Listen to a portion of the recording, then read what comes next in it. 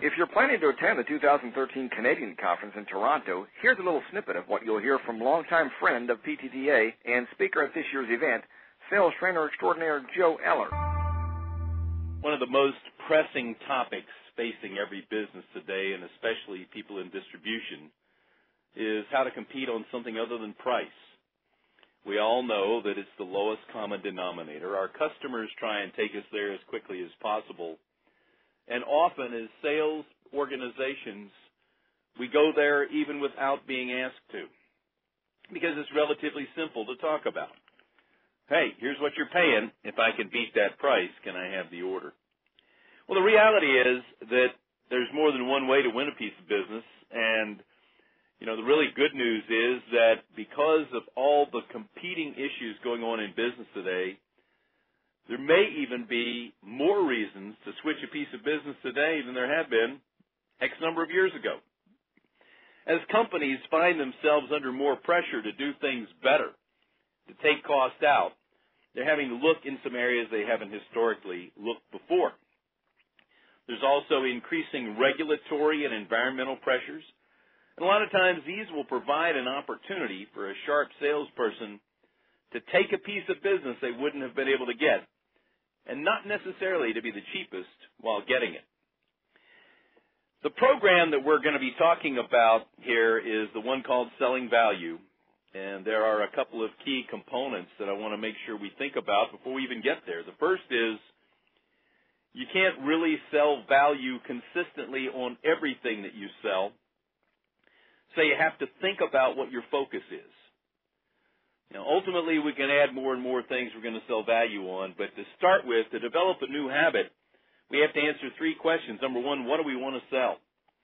Of all the product lines that we carry, of all the SKUs in our inventory, which are the ones where we think value selling is the most appropriate?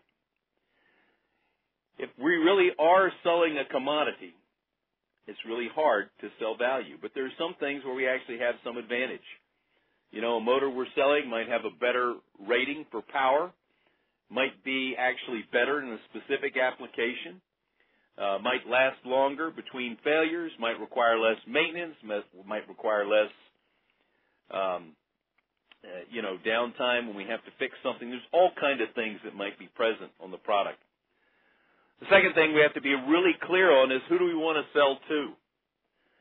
There are some organizations where we know value is more important than others, and some departments where value is more important than others within those organizations. You got to make the right argument with the right people to win. Then we have to be kind of clear on the definition of a good order, so that as we're out there looking to sell, we're trying to sell what we define as an organization as a good order, and it frankly varies. During the program, we're also going to talk about the three elements that make up value: the product itself, which includes sometimes the support that the vendors give a product, what our distribution business adds in terms of value. We're a bank, we're a warehouse, we're a delivery organization, we provide technical support. Sometimes we provide additional warranties. These, in fact, have value. And then the greatest of the three is the salesperson. What value does the salesperson add? When I began my sales career, there was a lot of value in taking literature out and technical information to customers. Well, a lot of that stuff is now available electronically at the push of a button. So the definition of our value has to change. When I started too, sometimes the customer would see you simply by bringing in a bag of donuts or bagels. Today, those things just don't work as often as they did. So the question becomes, what is the salesperson going to do to add value? One of the things that we're going to work on and spend a fair amount of time on when we're working together on this particular problem is to begin thinking about the definition of a real sales opportunity in terms of solving an equation. And the equation is real sales opportunity equals the product plus something else or plus something different. And what we're going to do is try and establish what those plus something else's and what those plus something difference are. And then we're going to try and take it to the next level. We're going to try and quantify the value.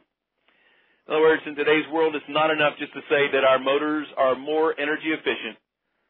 We really need to be able to tell the customer in this application you're going to save about $128 a month on power, which over the course of the year is about $160. We need to be able to talk these numbers, quantify them, and then further we need to be able to prove them in advance. As you're looking around, you're noticing that it's harder and harder to get appointments and harder to take business based on value. Well, part of the reason is because we're not trying to get our appointments based on value, and when we're selling, we're basing a lot of things on price. The ability to identify value in the customer's terms, to quantify that value and prove it in advance, not only helps you to get the orders you're getting at better margins, but also helps to solve one of the biggest problems in sales today, which is simply getting the customer to talk with you. Look forward to seeing everybody at the upcoming meeting, and I hope that we're well prepared for discussion on value.